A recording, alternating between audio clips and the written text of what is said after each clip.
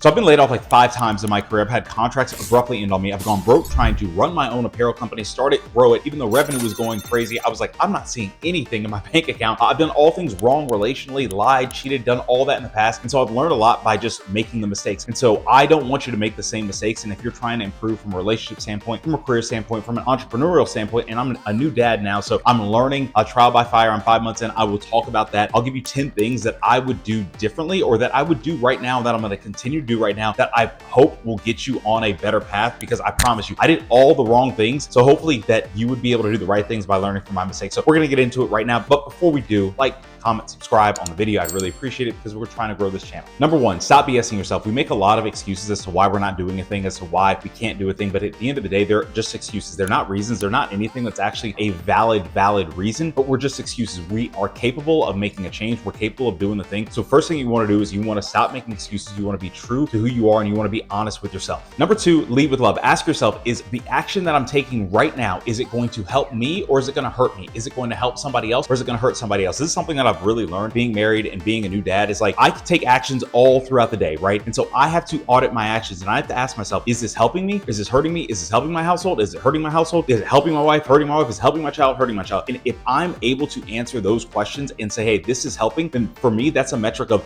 yes, I'm leading with love. Yes, I'm doing the right thing. Number three, commit to discomfort without complaining. We do a lot of complaining, and I am a complainer myself, but I promise you, I'm at a point where, like, yes, I will complain, but I'm gonna put 10 times the work in of doing the right thing. So if you are going to complain, that's a caveat. If you're somebody who's going to complain regardless, make sure that you are putting in 10 times the effort in the right direction against what you're complaining about, right? Because if you're complaining and you're not doing anything, then you're not progressing. If you're complaining and you're not doing anything, then no action's being taken. Nothing is going to come from it. No good is going to come from it. No good has ever come from complaining without action. So stop the complaining, or if you're going to complain, make sure you're taking 10 times the action. Number four, know when to shut up. Sometimes you don't have to always get the last word. I'm somebody where I don't always know when to shut up. I always feel like I have to get the last word down. Am I better at it now? 100%. Was I bad at it in the past? Yes. And it got me into a lot of trouble when it came to relationships, when it came to career and everything. Sometimes you just have to know when to shut up, know when to hold them, know when to fold them. And this is an area where sometimes when you are just talking, or when you're just reacting, your reaction isn't the best thing that you should be putting out there. It's just a reaction. It's not a response. It's not a thoughtful response. It's just how you feel in the moment. Sometimes your feelings are, yes, they might be valid, but it might not be the best way in which you should bring that to the table, right? So know when to shut up. It's going to be a huge help. My dogs right now do not know when to shut up. They just bark on the door. This happens all the time. Number five, go to bed. Get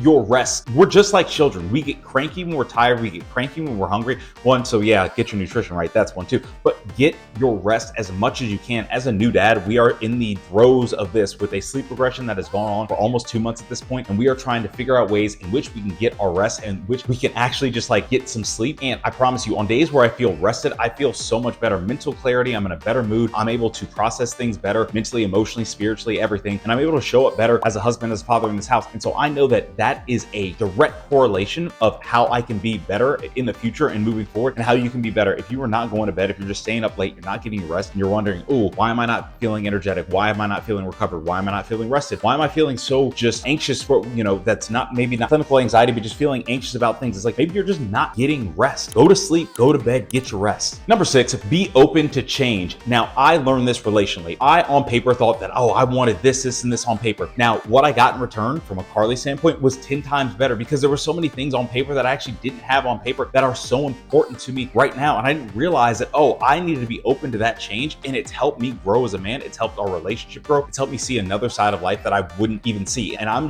talking about it from like a relationship standpoint. Now I'm giving that example, but it's with everything. The one thing about being laid off from so many jobs and having economic changes and everything was I realized that, oh, I can change, shift, and learn new things. Why I've done so many entrepreneurial things is because I'm just open to change. I'm open to trying new things. I'm open to learning, and I love learning so much, but I'm also somebody who I love learning by trial by fire. I don't love just book learning. I'm like, yo, put me in the mix of it and let me figure it out. Let me get some field knowledge. Let me understand by being open to change and being open to be a novice, right? So be open to change. It's going to improve your career. It's going to improve your relationship. It's going to improve all aspects of your life that you find and that you deem important. Number seven, stop quitting when it gets tough. Difficulty and tough times or tough things are a prerequisite for success or getting better. When I do running threshold intervals or when I do biking threshold intervals, I hate it every single time. In the middle of it, I want to quit every single time. But I know if I quit, I will not get what I need to get out of it. I know that it will not make me a better athlete, a better runner, a better cyclist. That's the same thing with anything in life. If you are in the middle of it and it's something that's important to you, because I'm not someone who, if I quit something that is not important to me, I'm all for that, right? Because we only have one life. I'm focused on my family, I'm focused on my faith, I'm focused on the things that I really, really care about. But if it's outside of that, I'm like, yo, I'll quit it because it doesn't matter to me. But if it matters to you, focus on being better in the moment and locking in and not quitting when it gets tough. Because if you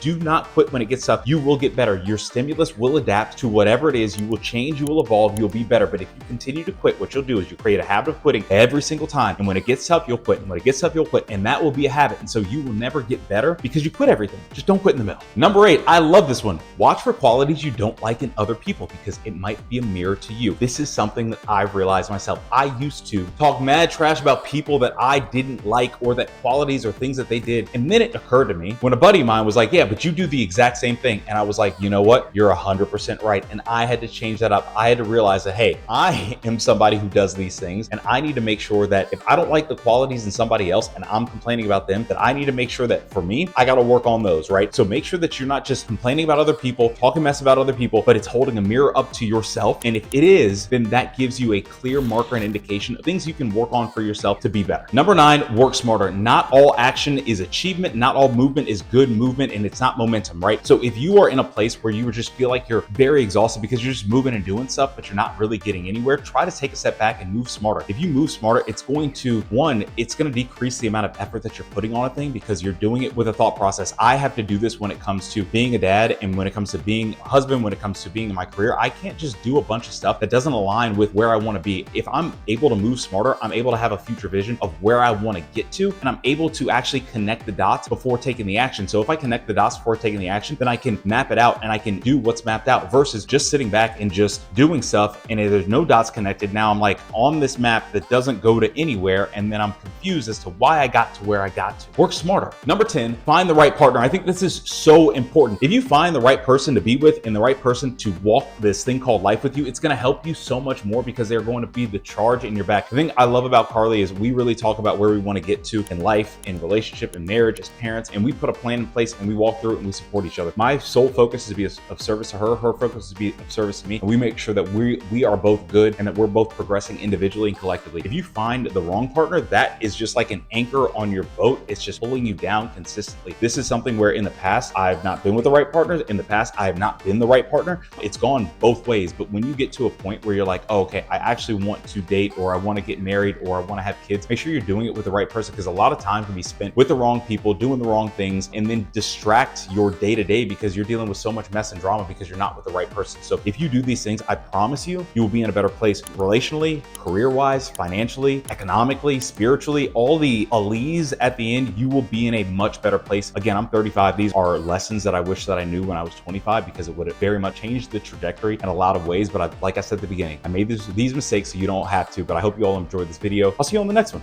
Peace.